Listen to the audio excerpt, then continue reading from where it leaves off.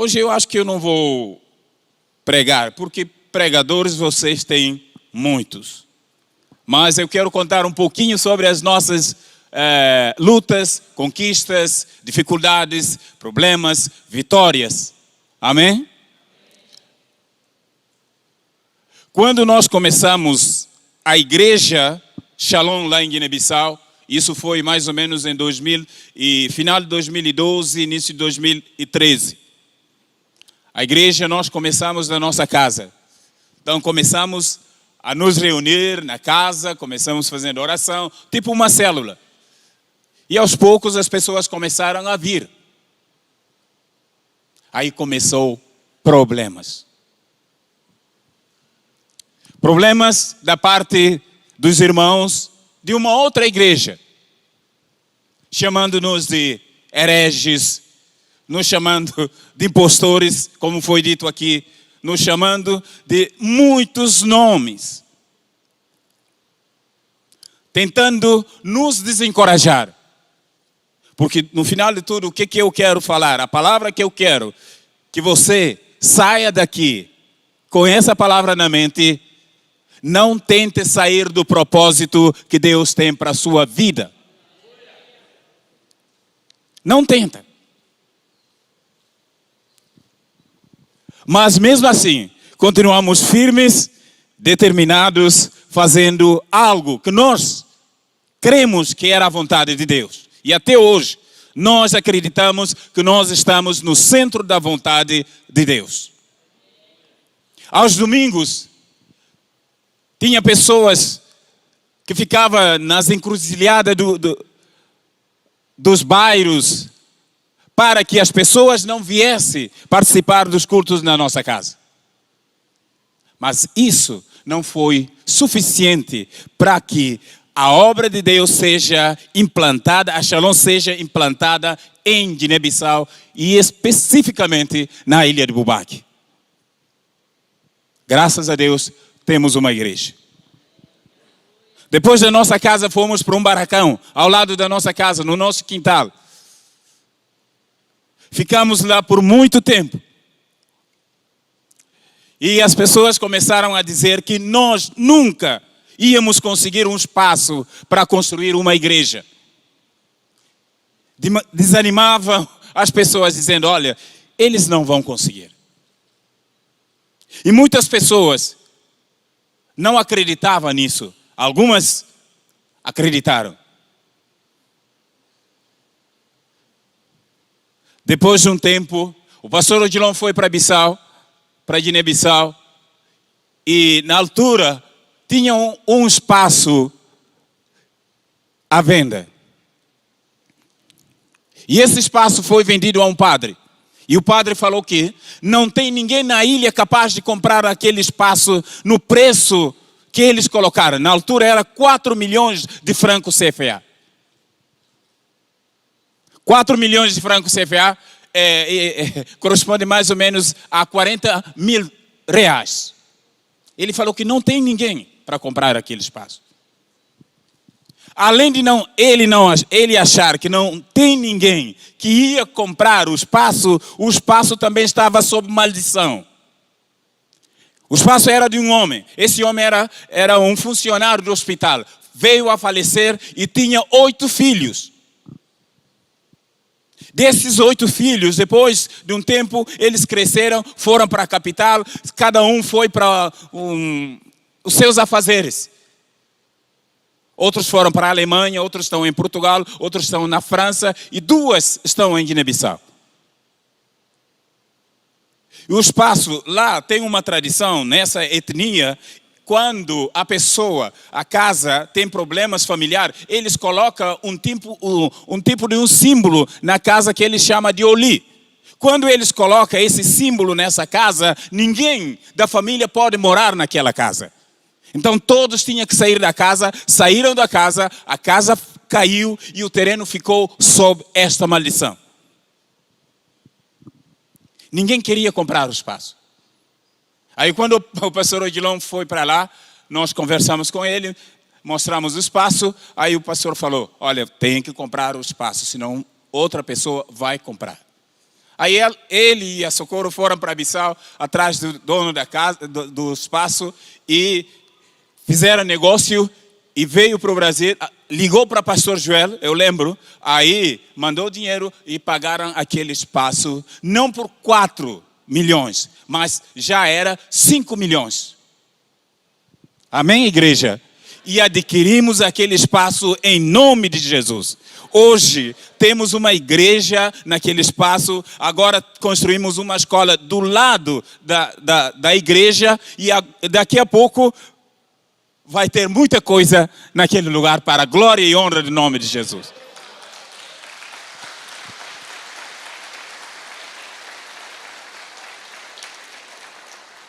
É assim que funciona, porque na cabeça do povo, quem adquirir aquele lugar vai morrer.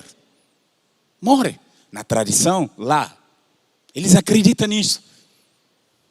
Eu acho as pessoas que não são crentes, às vezes parece para mim, ter muito mais fé de acreditar na mentira, no engano, do que nós que temos a verdade absoluta. Eles acreditam. Ninguém tem coragem, ninguém tinha coragem para fazer isso. E quando compramos, eles ficaram aguardando a morte de um de nós. Esperavam, quem sabe, o Jorge ia falecer, a Socorro, quem sabe, talvez as crianças e por diante. Graças a Deus, estamos aqui hoje testemunhando sobre isto. É assim. Amém? A escola está do lado da casa do Benedito. O Benedito foi a pessoa que nos ajudou a mediar, a negociar o espaço. Era uma mata. A casa do Benedito que estava só naquele espaço lá, na altura. Aí negociamos, na altura o pastor Lourenço foi para lá. Aí negociamos, fechamos o negócio e compramos aquela mata fechada. Que para muitos não tinha significado. Não tinha nenhum tipo de sentido. E do outro lado, tinha uma mata que eles chamam mata sagrada. Naquela mata ninguém entra, ninguém mexe, ninguém corta pau, ninguém faz nada naquele lugar, porque está sob maldição de Satanás. Aí começou o oba-oba de novo. As pessoas disseram, aquele espaço é muito perigoso. Vocês não vão conseguir construir nada naquele espaço. Graças a Deus, construímos uma escola e a melhor escola da cidade de Bubaque naquele lugar.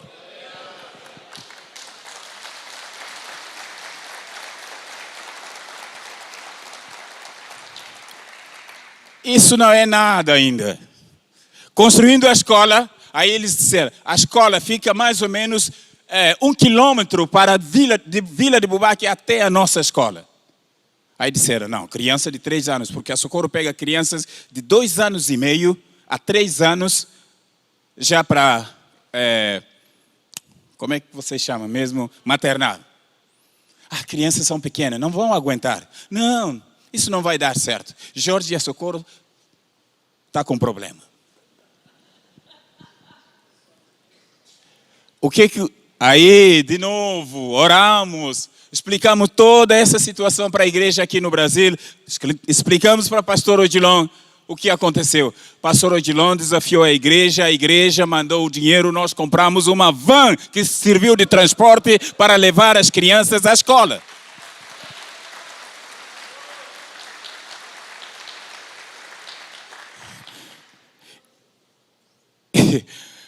Aí, uma vez eu fui pegar as crianças de van, era 6 da madrugada, porque era muito cedo. Aí eu cheguei lá e me deitei na van.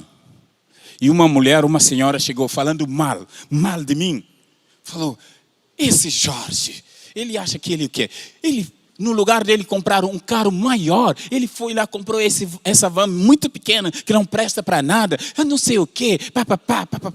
Aí eu levantei e falei, bom dia, mulher. Ela falou, era você, eu achava que era outro condutor, não sei o quê, confundi o carro, pensei que era do hotel, não sei o quê. Falei, então, tranquilo, fica na paz. Na escola tinha 3 árvores grandes. Do lado da casa de Benedito também tinha uma. Quando a filha do Benedito, a Benete, ficou doente, aí o povo disseram, tem demônio naquela árvore, é esse demônio que está fazendo o seu filho, a sua filha, Benete, ficar doente. Olha, árvore grande lá em Guiné-Bissau é associado ao demônio. Toda árvore grande, frondosa, tem conotação de demônio. Aí o Benedito contratou uma pessoa, foi lá, cortou e derrubou a árvore. E na nossa escola tinha 3 árvores bem altas, chamamos de cabaceira. Aí disseram, uma mulher, chamamos de jambacus, mas é tipo uma feiticeira da ilha, falou, olha, deu tipo uma profecia. Lá na escola Batista Shalom, as crianças vão morrer, porque lá naquelas árvores eu vi demônios naquelas árvores e esses demônios vão matar as crianças na escola. Criou um alvoroço, pavor entre os pais. Chamei homem de motosserra, falei, homem de motosserra, vem cá. Aí foi lá, e cortou as árvores. Pronto, problema resolvido.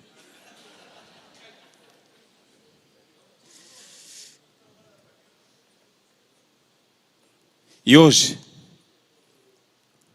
temos 500 crianças naquela escola. 508 crianças. Sabe, 508 crianças, quantas famílias nós atingimos? Mais de 500 famílias.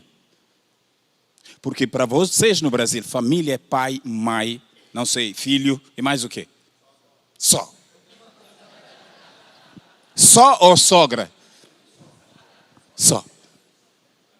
Família para um africano é mãe, pai, filhos, primos, primas e avós, bisavós, o clã da mesma tabanca, tudo é família.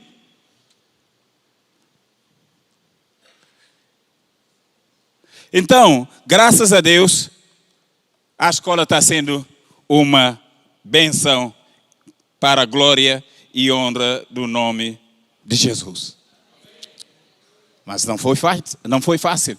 Por quê? As pessoas tinham o único objetivo de nos tirar do propósito que Deus tem para nós lá em Guiné-Bissau. A amiga da Socorro trabalha numa organização, não sei o nome, lá no Rio de Janeiro. Ela foi para Guiné-Bissau nos visitar. Aí colocou uma proposta para ela e ela colocou para mim. Como sempre é assim, coloca para a mulher, mulher coloca para o homem. Lá.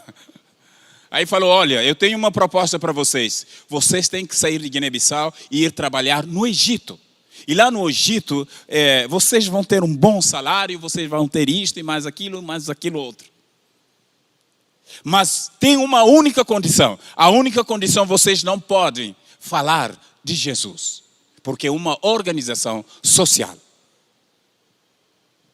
Já que vocês são missionários, têm DNA de falar de Jesus, de contar a palavra de Deus, isso é a única condição. Vocês não podem. Mas tudo que vocês precisarem, a organização vai suprir vocês. Aí falamos para ela, muito obrigado pelo convite. Porque ele queria nos tirar do propósito que Deus tem para a nossa vida em Guiné-Bissau. Amém? E graças a Deus, estamos lá até hoje, com muitas dificuldades, mas estamos felizes e alegres, porque eu creio, também eu acho que a mesma coisa, nós estamos no propósito que Deus tem para as nossas vidas. Eu não quero deixar nada nessa vida, mas uma coisa eu tenho certeza e eu tenho desejo de deixar um legado na vida daquelas crianças, daquelas pessoas, daquele lugar. Amém? Quando eu um dia desaparecer, aí, deixar a marca do amor de Cristo na vida das pessoas.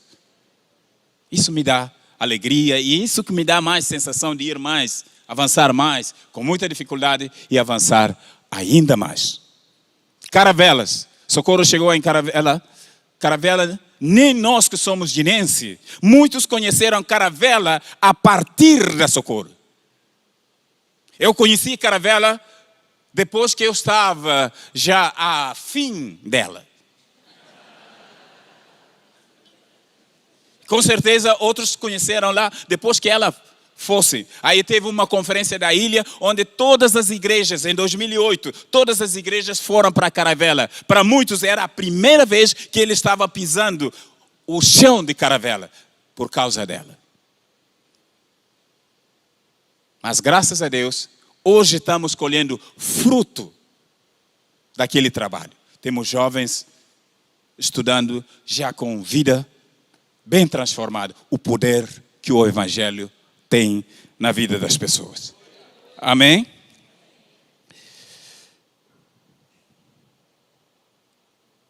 Farmácia. Chegou lá em Bubaque e abriu uma farmácia. Farmácia está tendo sucesso e muito sucesso. Ela alugou um espaço para fazer farmácia e pagava lá. O contrato foi escrito, tinha um período de contrato. Antes desse período de contrato fechar, muitas pessoas encheram o ouvido do dono do espaço. Aí o dono falou: Socorro, olha, vamos, o contrato chegou ao fim, não quero nada mais, tira a farmácia daqui e vai-te embora. Socorro tirou a farmácia, parece uma derrota, ficamos tristes, ficamos chateados. Depois viemos do lado da nossa casa, vamos fazer alguma coisa aqui. Construímos uma coisa bem simples e a Socorro colocou a farmácia lá e foi uma bênção para a vida, para a saúde daquele povo. Saúde lá é muito precária. Tem um hospital, mas um hospital bem simples. Às vezes não tem remédios. Você vai se consultar, pega a receita, não tem remédio, você tem que mandar a receita para Bissau, que é a capital, para procurar remédio. E essa farmácia estava ajudando muito, muito, muito. E agora queremos reabri-la de novo para a glória e honra do nome de Jesus. Amém? Agora, eu gostaria de falar algumas coisas. 1 Reis, capítulo 19, verso 1 a verso 19. Eu não vou ler, porque primeira coisa não é a minha língua, segunda coisa, eu estou sem tempo. Mas você pode ler em casa. Amém? Amém, igreja? Amém. Muito obrigado. 1 Reis. A história de 1 Reis fala sobre o profeta Elias.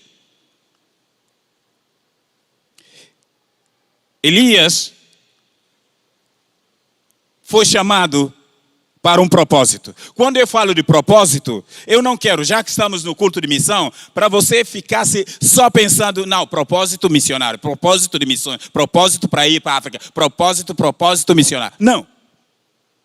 Eu creio que Deus tem um propósito para a sua família, Deus tem um propósito para a sua cidade, Deus tem um propósito para o seu país, Deus tem um propósito para o seu emprego, no seu emprego. Você está lá, Deus tem um propósito para você. Então, Elias teve uma situação no Monte Carmelo com os profetas de Baal e os profetas de Azerá. Normalmente a gente fala que era 450 profetas, mas na verdade era 850 profetas, porque 400 profetas eram de Zerá e 450 profetas eram profetas de Baal. Naquele desafio lá, Elias venceu, depois mandou matar todos os profetas. Aí, Acabe, um homem, lá em Guiné-Bissau chamamos de homem banana, não sei aqui no Brasil, o homem banana. Quando o homem é mole, confia só na esposa. Aí esse homem banana foi lá, explicou tudo para Jezabel. Jezabel foi lá, mandou mensageiro para Elias, falou: Elias, até esta hora, amanhã, até estas horas, se eu não fizer com você o que você fez com os profetas de Baal, Elias ouviu a mensagem e fugiu. Fugiu da presença de Jezabel. Então, Elias fugindo da presença de Jezabel, aí o anjo entra na história. O anjo de Deus vem dando suporte, dando apoio, dando alimento para Elias.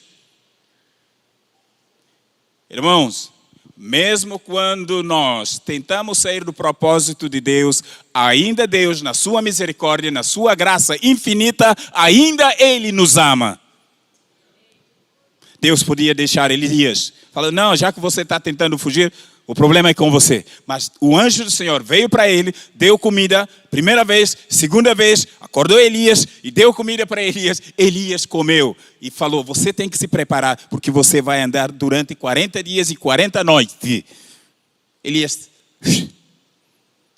saiu, foi para Berseba, depois de Berseba, deserto, depois de deserto, chegou no Monte Sinai, Monte de Deus. A Bíblia chama Monte Sinai de Monte de Deus. Chegou lá, quando ele chegou no Monte Sinai, aí Deus surge na história.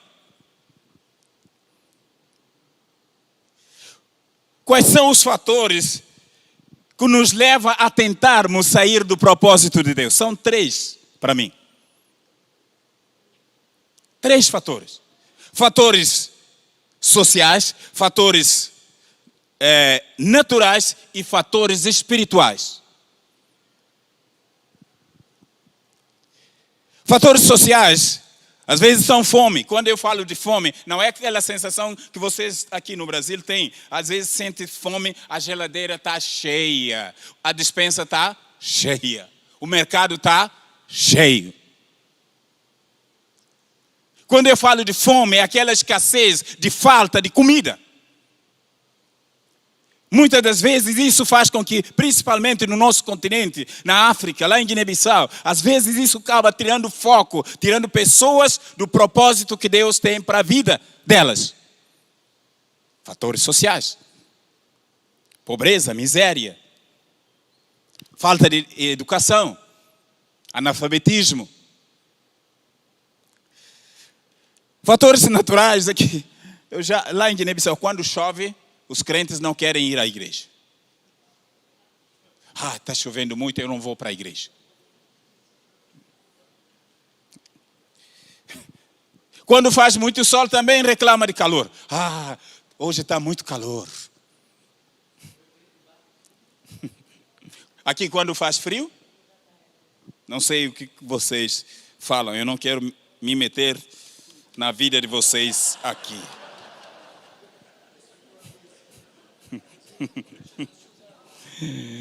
Então, vou deixar isso para o pastor Odilon um dia resolver isso.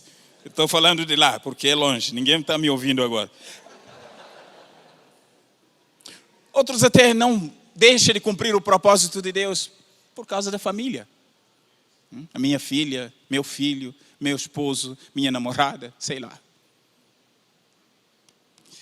Fatores espirituais nos impede muitas das vezes de realizarmos a obra missionária. Um deles, a avareza. Chamamos em Guiné-Bissau risumon. Mão dura. Risumon. Quem tem mão dura? Mão de vaca.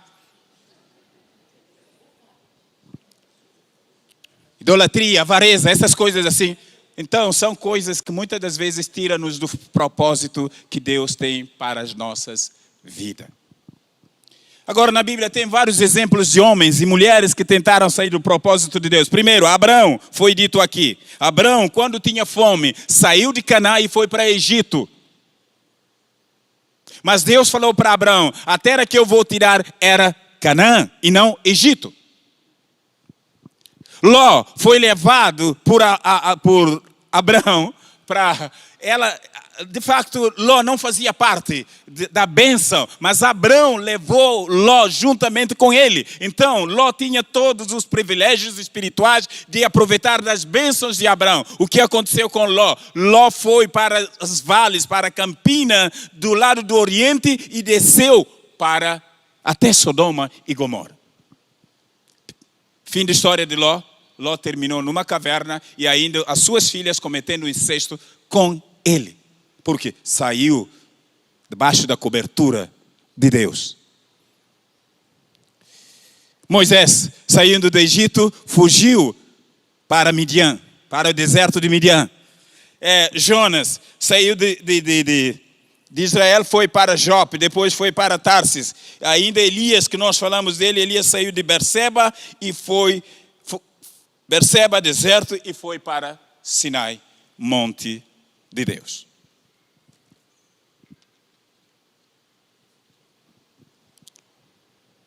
O que acontece com a pessoa quando tenta sair do propósito de Deus? A única coisa, a pessoa começa a descer. A baixar do nível onde a pessoa está, começa a descer. Abraão desceu para o Egito, Moisés desceu para Midian, Jonas desceu para Jope, para Tarsi e posteriormente para Nínive. Elias desceu para Berseba, deserto, e depois para Sinai. Todas as pessoas que tentaram sair do propósito de Deus, no lugar de subir, eles descem. Fica no propósito que Deus tem para a sua vida. Interessante, essas pessoas tudo têm alguma coisa em comum. Quando eu falei de árvore, arbusto lá em Guiné-Bissau. Quando Moisés tentou fugir da presença de Deus, Deus falou com ele através de um arbusto. Quando Jonas foi para Nínive, chegou em Nínive, ele se sentou debaixo de uma abobreira. Quando Elias fugindo também, fugindo de Jezabel, ele se sentou debaixo de um arbusto chamado zimbro. Quando os israelitas estavam tristes, abatidos no cativeiro babilônico, eles se sentaram debaixo do salgueiro que estava à beira do rio da Babilônia, chorando e lamentando a vida espiritual deles. Eu não sei debaixo de que você está, mas fique no propósito que Deus tem para a sua vida. Amém? Fique lá. Não busque lugar esconderijo. Esconderijos para a sua vida. E Deus vai te honrar em nome do Senhor Jesus Cristo. Amém?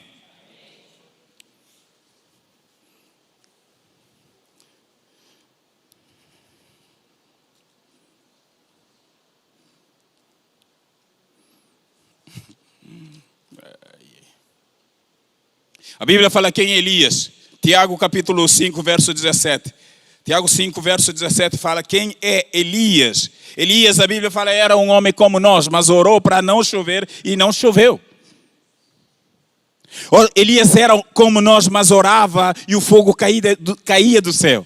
Elias era homem como nós, mas ele usou a sua capa para que as águas do Jordão secassem e ele passava a terra seca. Elias era homem como nós e ele foi levado aos céus. Amém? Elias, mesmo tentando fugir do propósito de Deus, ainda Deus o confortou. O que Deus tem para você é para você.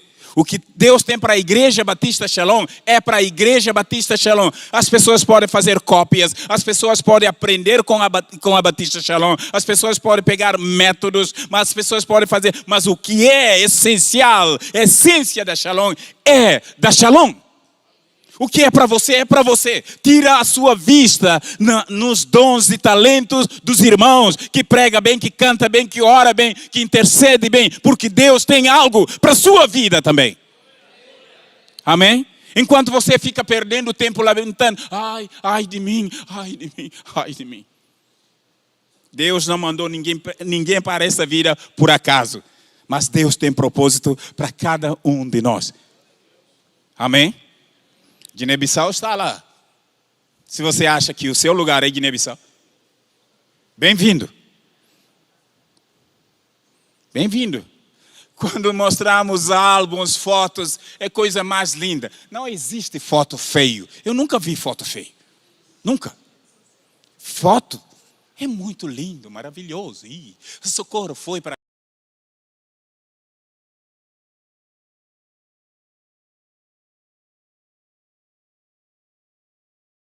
Pensa que Socorro gosta de Guiné-Bissau? Não. Pensa que Socorro gosta de mim, por causa de mim que ela está lá? Não, tem um momento na vida, nem eu quero mais ficar à frente do ministério. Tem hora que eu tenho vontade de deixar tudo. Imagina ela, saudade de pão de queijo, saudade do shopping, saudade da minha família, saudade disto.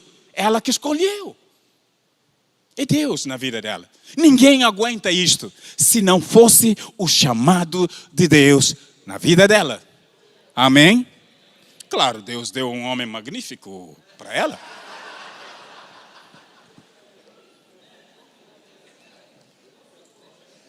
A única coisa que Socorro reclama comigo, pode reclamar comigo e vai falar mal de mim, atrás de mim, é que eu não sou muito carinhoso, abraço e beijos, que é coisa do brasileiro. Eu falo, olha, eu vou treinar.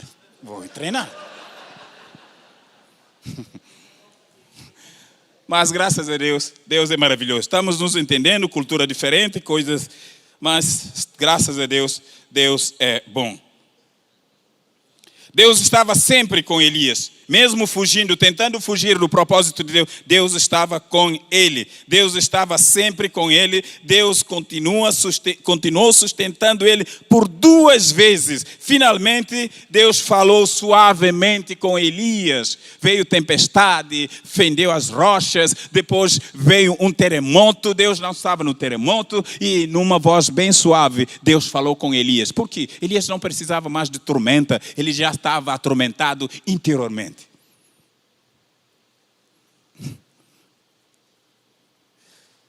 Amém? Lá em Guiné-Bissau, quando chegou o Covid, eu vi as pessoas muito mais próximo de Deus do que antes. As pessoas iam na igreja, as pessoas, vamos orar pelo Covid, essa epidemia. As pessoas falavam tanto de epidemia que nem esquecia de quem curava a epidemia. Às vezes, é muito difícil para nós. É complicado. Situações difíceis, às vezes, parece que nos colocam muito mais perto de Deus. Elias chegou no Monte Sinai. Aí Deus teve encontro com ele. Tentando fugir, Deus falou com ele. Moisés tentando fugir, Deus falou com ele na sarça ardente. Jonas tentando fugir, Deus falou com ele através de um peixe, foi para Nínive. O que é para Deus? O que Deus tem para a sua vida? Você pode dar cambalhotas, você pode protelar, mas um dia, ou seja tarde, você vai cumprir o propósito que Deus tem para a sua vida. Como? Eu não sei. Amém? Que Deus nos abençoe em nome de Jesus. Muito obrigado pela oportunidade que Deus nos deu.